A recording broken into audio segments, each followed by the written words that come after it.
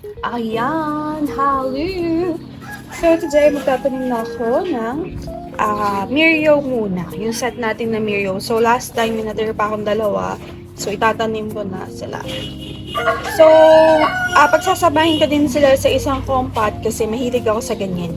Yung mga compat. Tapos gusto ko magkakasama sila, mga ganon. So, ayun, tara magtanim na. So, prepared na yung soil mix ko. Alam niyo na yung soil mix ko, ha?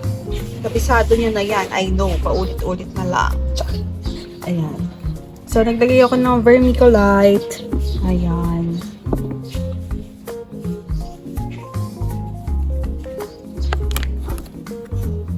Tapos, syempre, ang ating Starkill G.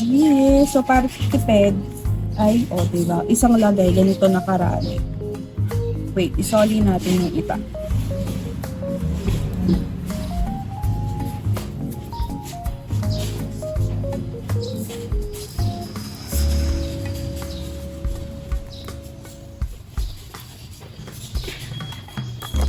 Ayan.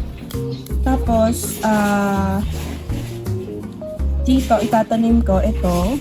Ayan. Lagyan ko lang ng vermiculite.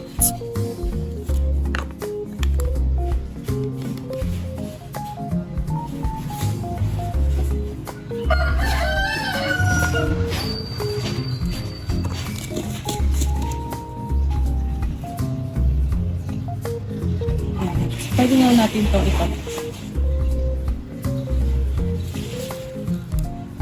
So, nag-trim na ako ng roots. Again, kung gusto natin sila mag-flower at lumaki agad, you have to trim the roots.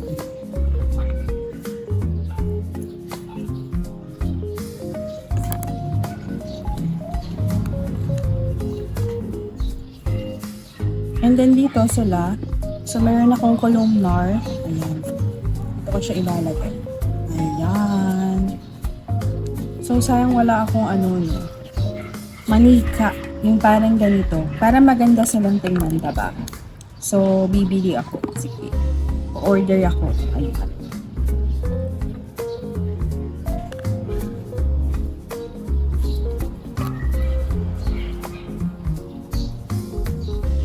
So, madali lang naman magtanim ng Mirio. Walang kaene-ene, diba? So, itrim ko pa yung maliit na roots. I-trim natin yung mga hair, pwede yan. Basta ang itira nyo lang yung roots na malaki. Kahit yun lang, sapat na.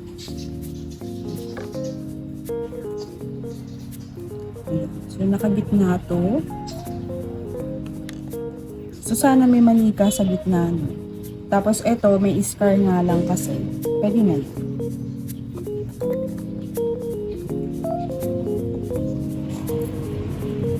So, naglagay pa rin ako ng panipot. Aspirate. Bigit natin ng konti. Tapos, lalagyan ko na lang yan ng manika soon. So, ano ba? Wala tayong manika. Tapos, lagay ko na yung masato soil. Si masato soil.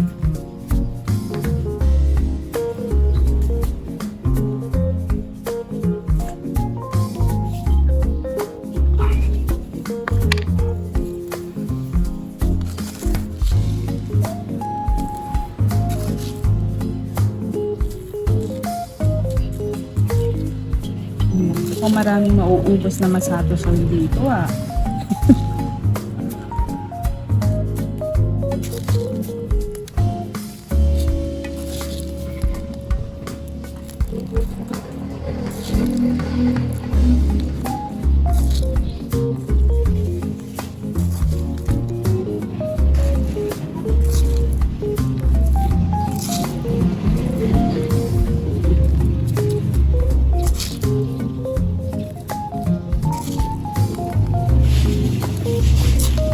Ay, natanggal. Natanggal ko.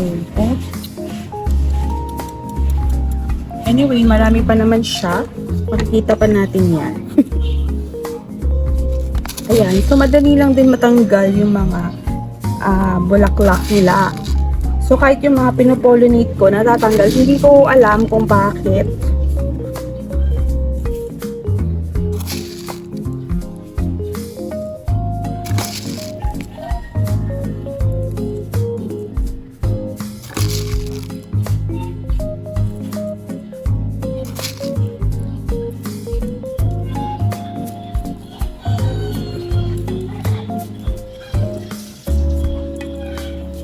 ayan, we're done. So, ganyan lang naman kadali magtanim ng miracle.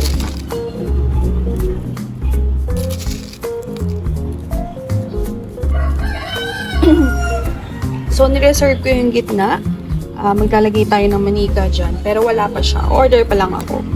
So, ayan. Update na lang tayo sa ating mga susunod na vlog. Ayan.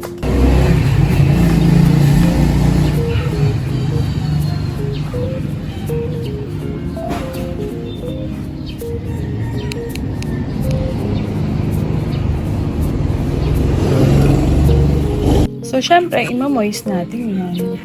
Super dry yung soil nila.